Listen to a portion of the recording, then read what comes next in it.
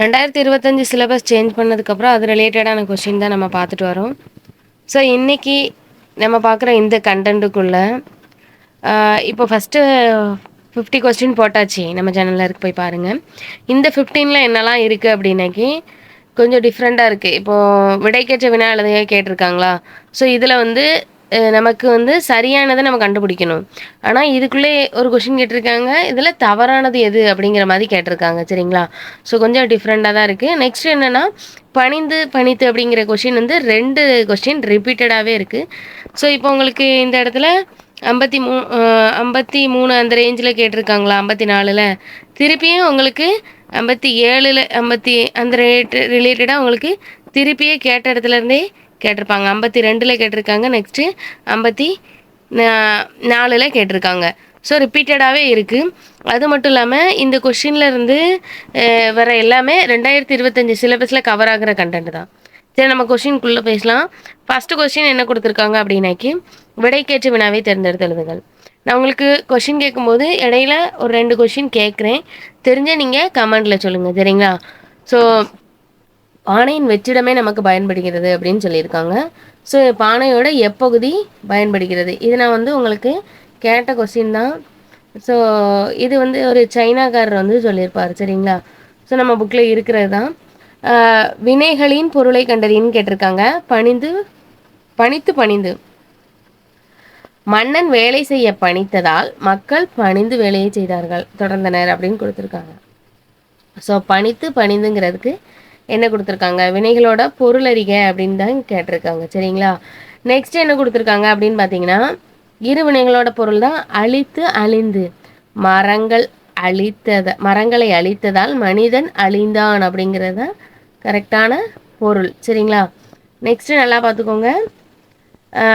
பணித்து இப்போது பெரியோரை பணிந்து வணங்கிய பின் உரிய பணிவிடை செய்ய பணித்தார். இது முக்கியமானதான். இது ரிப்பீட்டட் தான் இருந்தாலும் ஒரே டாபிக் வேறு இடத்துல வச்சு கேட்டிருக்காங்க.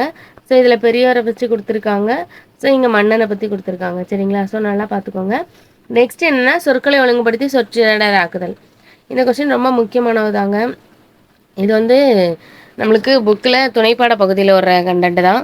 ஸோ இந்த நாவல் ப்ரைஸ் வாங்கின நாவல் தான். சரிங்களா? ஸோ சாண்டியாகோ மிகப்பெரிய மீனை பிடித்தார் அப்படிங்கிறது. ஸோ சொற்களை ஒழுங்குபடுத்தி சொற்றொடர் ஆக்குதலில் மேலே கொடுத்தும் கேட்பாங்க, கொடுக்காமலே 4 ஆப்ஷன் வச்சுருவாங்க. இதில் இதை கரெக்டாக இருக்குங்கிறத நீங்கள் கண்டுபிடிக்கணும். சரிங்களா? ஸோ இருவினைகளின் பொருள் வேறுபாடு கேட்டிருக்காங்க. அடுத்து தொடர்ந்தே எத்தனை கொஸ்டின் இருக்குது பாருங்கள். இதில் சேர்த்து வைத்த பொருளை சேர்ந்து தேடினர் அப்படின்னு கொடுத்துருக்காங்க. சரிங்களா? ஸோ ரிப்பீட்டடான கொஸ்டின் எப்படி வருதுன்னு பார்த்துக்கோங்க, ஒரே மாடல். ஸோ நெக்ஸ்ட்டு நான் ஏற்கனவே சொன்ன மாதிரி தான் ஒரு மைண்டை வேறு பக்கம் திசை திருப்பேன் குழப்புறதுக்காக வைக்கிற கொஸ்டின். அது மட்டும் இல்லாமல் இது நேரம் போக்குற கொஸ்டின், வாட்சாக தான் போடணும் அப்படிங்கிற மாதிரி வரும். ஸோ உள்ளே பார்த்துடலாம். இது இப்படி வைக்கிறதுனால ஜிகேக்கு கொஞ்சம் டைம் இழுக்கும். சரிங்களா? ஸோ பார்த்துடலாம். சங்ககால தமிழர்கள் இயற்கையை சார்ந்தும் பிற உயிர்களோடு இணைந்து வாழ்ந்தனர். அவற்றுள் ஒன்று ஏறுதழுவுதல். ஏறுதழுவுதல் பற்றிய சங்க இலக்கிய நூலான கலித்தொகையில் ஏறுதழுவை பற்றி சங்க இலக்கிய நூலான கலித்தொகையில் கூறியிருக்கு. இவை தவிர சிலப்பதிகாரம் முதலியன இலக்கியங்களிலும் புறப்பொருள் வெண்பாமாலை என்னும் இலக்கண நூலிலும் ஏறுகோள் குறித்து கூறப்பட்டுள்ளது. ஏறுதழுவுதல் பற்றி சிற்றிலக்கியங்களில் ஒன்றான பல்லு இலக்கியத்திலும் குறிப்புகள் உள்ளன. எருதுகட்டி என்னும் ஆடுதழுவுதல் நிகழ்வை கண்ணுடையமன் பல்லு என்று பல்லு வந்து பதிவு செய்திருக்கு. சரிங்களா? ஸோ நம்ம இவங்க கேட்டிருக்க கொஸ்டினை பார்த்துடலாம். ஏறுகோள் பற்றி குறிப்பிடும் காப்பியம்னு கொடுத்துட்டாங்க. மேலே சிலப்பதிகாரம் வந்தது. ஏறுதல் பற்றி குறிப்பிடும் சங்ககால இலக்கிய நூல்னு கொடுத்துட்டாங்க, கலித்தொகை. அதே மாதிரி புறப்பொருள் வெண்பாமாலைங்கிறது வந்து ஒரு இலக்கணம் சார்ந்த நூல், அதனையும் பற்றி சொல்லியிருக்காங்க. எருது கட்டிங்கிறது வந்து மாடு தழுவுதல். சரிங்களா? ஸோ ரொம்ப ரொம்ப முக்கியமான கண்டென்ட் தான். நம்மளுக்கு இது ரொம்ப கேட்பாங்க. சரிங்களா? அதுக்கப்புறம் பல்லு சார்ந்து கொடுத்துருக்காங்களா. பல்லுங்கிறது வந்து சிற்றிலக்கிய வகையை சார்ந்தது. 96 வகை சிற்றிலக்கியத்துக்குள்ள பல்லு, உலா, இது களம்பகம் எல்லாமே வந்துடும். சரிங்களா? ஸோ நெக்ஸ்ட் என்ன கொடுத்துருக்காங்க? இதெல்லாம் நம்மளுக்கு தூக்கிட்டாங்க, இருந்தாலும் இதை தெரிஞ்சுக்கோங்க. ஒளி மற்றும் பொருள் வேறுபாடு இருந்து சரியான பொருளை தேர்வு செய்க அப்படின்னு கொடுத்துருக்காங்க. ஊன் அதாவது ரெட்டச்சுழி இன்னு வந்துச்சுன்னா புலால் வரும், இறைச்சி அப்படின்னு சொல்லுவோம். 3 சுழி இன்னுன்னா உணவு, சாப்பாடு அது ரிலேட்டடாக வரும். சரிங்களா? ஸோ நெக்ஸ்ட் என்ன கொடுத்துருக்காங்கன்னா ஒரு பொருள் வேறுபாடு அமைந்து தருக. ஸோ நமக்கு இந்த ஒரு பொருள் வேறுபாடு 2025 சிலபஸில் கவர் ஆகுது. ஸோ எவ்வளோக்கு எவ்வளோ படிக்க முடியுமோ இதை நல்லா படிச்சுக்கோங்க. இது ஒருமைப்பன்மை ரிலேட்டடாகவும் நம்மளுக்கு கேட்டிருக்காங்க சரிங்களா. ஸோ இங்கே நல்லா பார்த்துக்கணும். ஓர் அழகிய சிற்றூரில் ஒரு குளம் இருந்தது. எல்லாருக்குமே தெரிஞ்சிருக்கும். உயிரெழுத்துக்கு முன்னாடி புள்ளி வச்ச எழுத்து தான் வரணும். அடுத்து நெக்ஸ்ட் பிழை திருத்தமில்ல ஒரு தான் கொடுத்துருக்காங்க. அடுத்தடுத்த கொஸ்டின் ஓர் இரவும் ஒரு பகலும் சேர்ந்தது ஒரு நாள். கரெக்டாக பார்த்துக்கோங்க. புள்ளி வச்ச எழுத்து உயிரெழுத்துக்கு முன்னாடி தான் வரணும். ஒருங்கிறது வந்து உயிர்மை எழுத்துக்கு முன்னாடி வரணும். நெக்ஸ்ட் என்ன கொடுத்துருக்காங்க அப்படின்னு பார்த்துக்கிட்டிங்கன்னா சொல்லுக்குரிய பொருளை தேர்வு செய்தல். நேமி அப்படிங்கிறது வந்து வளம்புரி சங்கு சரிங்களா. நெக்ஸ்ட் சுவல் அப்படின்னா தோல். நம்ம டவலெல்லாம் தோலில் தானே போடுவோம் அப்படின்னு ஞாபகத்தில் வச்சுக்கோங்க. கோடு அப்படின்னாக்கி நம்மளுக்கு என்ன வரும் அப்படின்னாக்கி மலையை தான் சொல்லுவோம். தூவி அப்படின்னா தூவி. நெக்ஸ்ட் என்னென்னா அதே மாதிரி தான் சொல்லும் பொருளும் பொறுத்துக்க கொடுத்துருக்காங்க. தெளிவு அப்படின்னா நற்காட்சி சரிங்களா. ஓர்தல் அப்படின்னாக்கி நல்லறிவு. பேணி அப்படின்னா பிணி அப்படின்னாக்கி துன்பம். பேணுதல் அப்படி தானே இல்லை பேர்தற்காகனா அகற்றுவதற்கு. பேர்தற்குன்னா அகற்றுதற்கு. பெயர்த்து தூர எடுத்துருவாங்கல்ல. ஸோ அப்படின்னா அகற்றுவதற்கு. பிணினா துன்பம் சரிங்களா. பேணுதல் அப்படின்னா பேணு அப்படின்னா பேணுதல்லாம் வரும் சரிங்களா. அதுவும் ப்ரீவியஸ் எல்லாம் கேட்டிருக்காங்க. சொல்லை பொருளோடு பொறுத்துக்க. இப்போ சொல்ல பொருளோடு பொறுத்துக்க. ஆ அப்படிங்கிறது பசு சரிங்களா. அடுத்து பா அப்படின்னா பாடல். பி அப்படின்னா மலர். நம்மளுக்கு இந்த மொழி ஞாயிறு தேவினேய பவனரோட டாப்பிக்கில் முதல்ல 10th லெசனில் வந்து இது கொடுத்துருப்பாங்க. அதுக்கப்புறம் மீ அப்படின்னாக்கி வானம் சரிங்களா. ஸோ இதோட சொல்லும் பொருளும் பார்த்துக்கோங்க. அடுத்து சொல்லும் பொருளும் தான். ஆனால் இதில் வந்து என்ன கேட்டிருக்காங்கன்னா பாவகைகள் ரிலேட்டடாக கேட்டிருக்காங்க. செப்பல்னாலே வெண்பா தாங்க. வெண்பா வந்து செப்பல் ஓசை. அடுத்து அகவற்பா அகவர் ஓசை. ஆசிரியப்பா அகவல் ஓசை. துள்ளல் ஓசை. துள்ளல் ஓசை அப்படின்னா களிப்பா. தூங்கல் ஓசைனா வஞ்சிப்பா. தூங்கிட்டே இருந்தால் வஞ்சுவாங்கன்னு அதில் வச்சுக்கோங்க. துள்ளல்னா களி. மகிழ்ச்சி வந்ததுன்னா நம்ம துள்ளிக்கிட்டே இருப்போம். ஸோ இதெல்லாம் தெரிஞ்சிருக்கும். நிறைய ஷார்ட்கட்டு. அடுத்து ஒருமைப்பன்மை பிழையற்ற தொடரை தேர்ந்தெடுத்து எழுதுக. உலகின் பல வகையான செல்வங்கள் உள்ளன சரிங்களா. பல வகையான வந்துட்டு செல்வங்கள் வந்திருக்கு. இதில் ஒரு வகைக்கு கல்விகுதி வராது. ஒரு வகை இருக்குது, இதுக்கும் கல்விகுதி வராது சரிங்களா. உள்ளதுன்னு முடிஞ்சிருக்கு, இது வராது. இதில் வந்து உள்ளனேன்னு வந்திருக்கு. ஸோ அப்போ இதில் பல வகைன்னு வரணும். ஸோ இதுதான் கரெக்ட் ஆன்சர். அடுத்து என்னென்னா கொடுத்துருக்காங்கன்னா ஒருமைப்பன்மை பிழையற்ற தொடர் எடுத்திருக்காங்க. காமராசர் கல்வி பணிகளை ஆற்றினார் அப்படிங்கிறது தான் கரெக்டு. இதில் ஆற்றியதுன்னு அக்ரிணின்னு முடிஞ்சிருக்கு. ஆற்றினான் அப்படின்னு சொல்லி முடிச்சிருக்கு. ஸோ அதுவும் வராது. கல்வி பணிகளை ஆற்றினேன் அப்படின்னு வராது. ஆற்றினார் அப்படிங்கிறது தான் கரெக்டு. நல்லா ரிப்பீட்டடாக வாசிக்கோங்க. நெக்ஸ்ட்டு காமராஜர் கல்வி பணிகளை ஆற்றினார் அப்படிங்கிறது தான் கரெக்டு. சரியான தொடரை தேர்ந்தெடுத்துறதுங்க. எவ்வளவு பெரிய வினாத்தாள். இது வந்து நம்ம வாசிக்கும் போது ஒரு உணர்ச்சி தொடரில் தான் வரும் சரிங்களா. வினா தொடர்லலாம் வராது. இது வந்து ஒரு உணர்ச்சி தொடர் வாக்கியம். நெக்ஸ்ட் சரியான தொடரை கண்டறி. பூக்களை பறிக்காதீர். இது எவ்வகை தொடர்னு கேட்டிருக்காங்க. இது ஒரு கட்டளை தொடர். வீட்டில் உள்ள புக்கெல்லாம் நீங்கள் பறிக்காதீங்க அப்படின்னு சொல்லும்போது ஸோ நம்ம வந்து அவங்களுக்கு ஒரு கட்டளை போடுறோம். ஸோ இந்த சைடெலாம் வந்துடாதீங்க அப்படின்னு. ஸோ அப்படி இருக்கும்போது இதெல்லாம் கட்டளை வாக்கியத்து தான் வரும். ஸோ நெக்ஸ்ட்டு கூட்டுப்பெயர் கொடுத்துருக்காங்க. இந்த கூட்டுப்பெயர் ரொம்ப ரொம்ப முக்கியமானதுங்க. நம்மளுக்கு இப்போ புதுசாக சிலபஸ் சேஞ்ச் பண்ணதுக்கப்புறம் கொஞ்சம் டிஃப்ரெண்ட்டான கொஷின்லாம் இந்த மாதிரில இருந்து எடுத்து வைப்பாங்க. ஸோ நீங்கள் எங்கெல்லாம் இது கவர் ஆகுதோ அதெல்லாம் நல்லா படிச்சுக்கோங்க சரிங்களா. ஸ்கூல் புக்கில் எந்த இடத்துலலாம் கவர் ஆகுதோ அதெல்லாம் படிச்சுக்கோங்க. ஸோ இப்போ என்ன கொடுத்துருக்காங்க அப்படின்னாக்கி கூட்டப்பெயரில் புல் அப்படின்னாக்கி புல் கட்டு அப்படிங்கிறது தான் கரெக்டு. நெக்ஸ்ட்டு மாட்டு மந்தை அப்படிங்கிறது தான் கரெக்டு. நெக்ஸ்ட் என்ன கொடுத்துருக்காங்க அப்படின்னா தென்னை என்பதன் கூட்டுப்பெயர் என்ன அப்படின்னா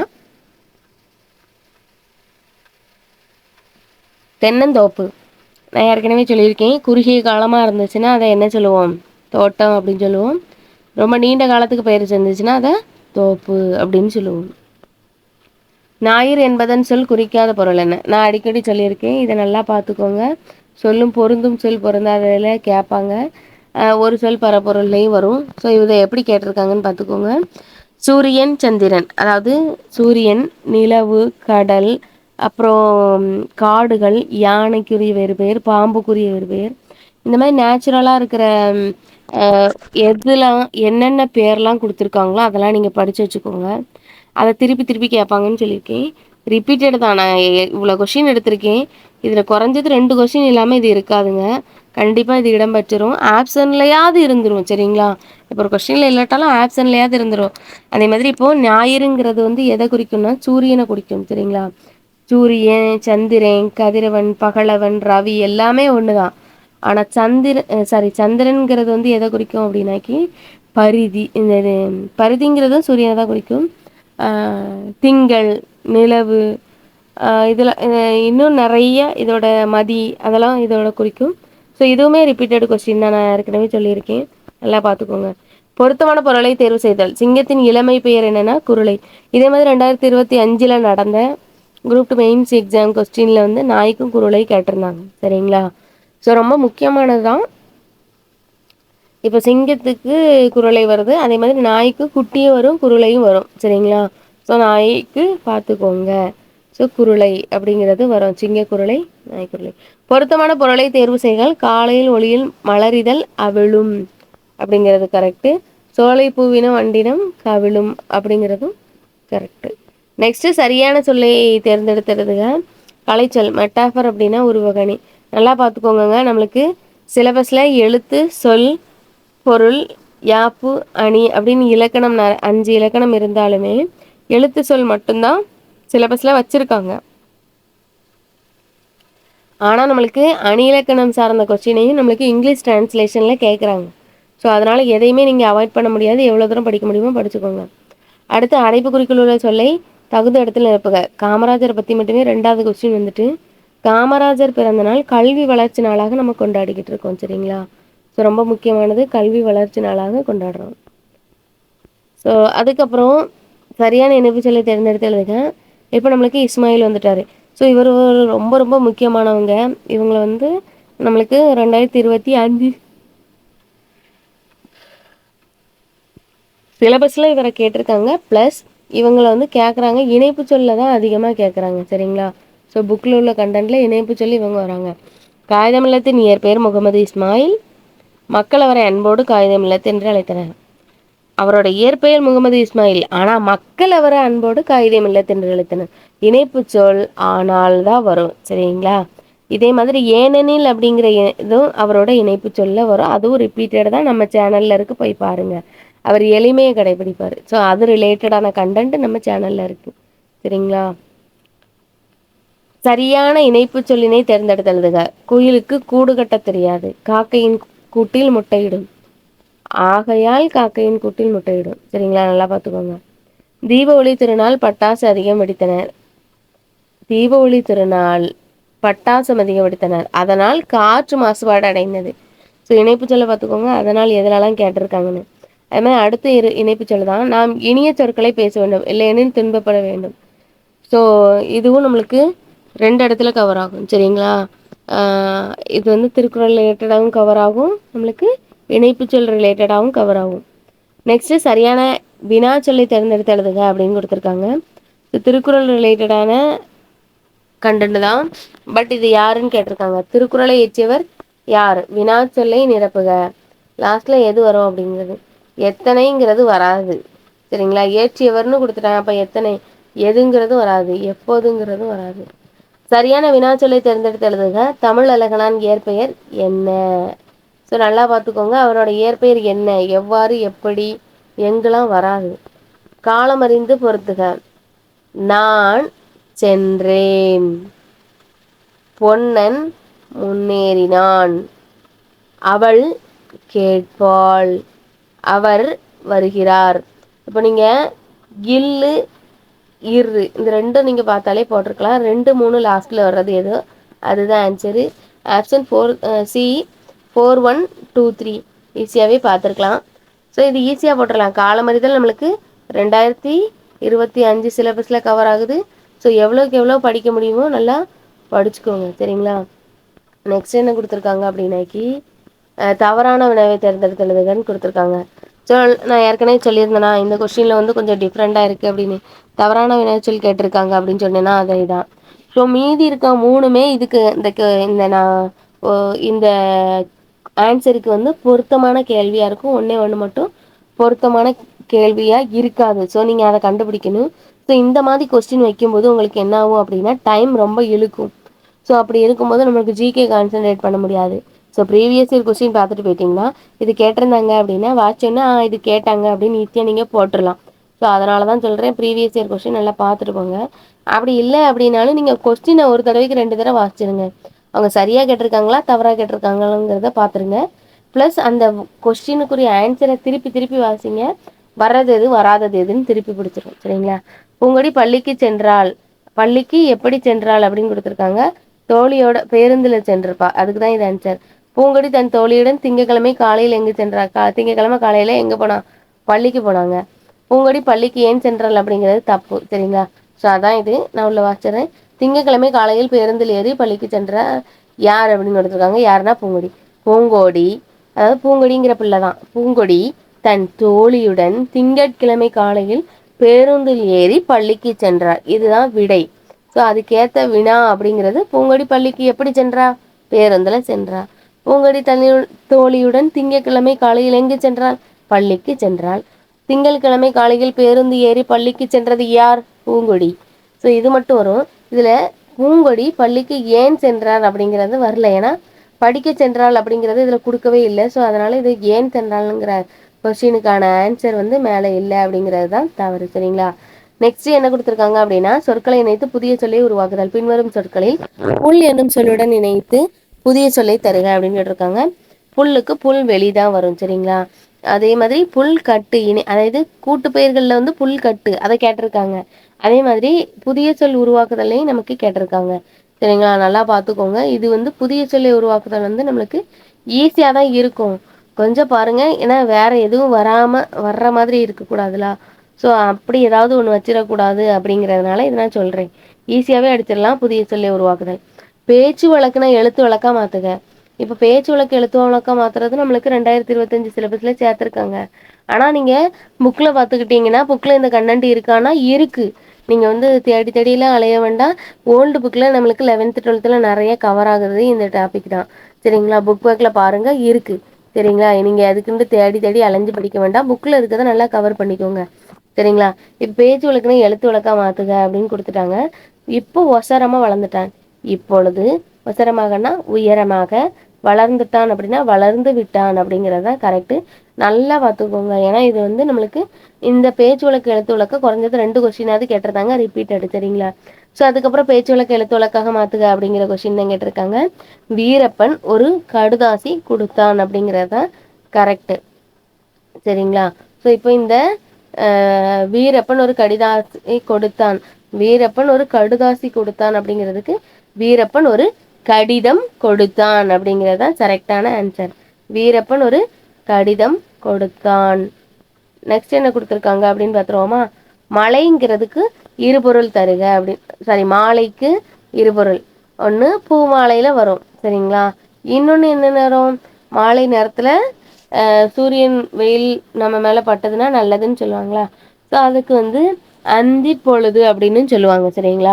மாலை அப்படின்னா அந்தி பொழுது, பூ மாலை ரெண்டுமே பொருள் வரும். ஸோ இருபொருள் தருக, சரியான இருபொருள் இணையினை தேர்ந்தெடுத்துறதுங்க. ஓவியம் அப்படிங்கிறதுக்கு 2 பொருள் இருக்குது. ஒன்று படம் இருக்குது, இன்னொன்று சித்திரம் அப்படிங்கிறது.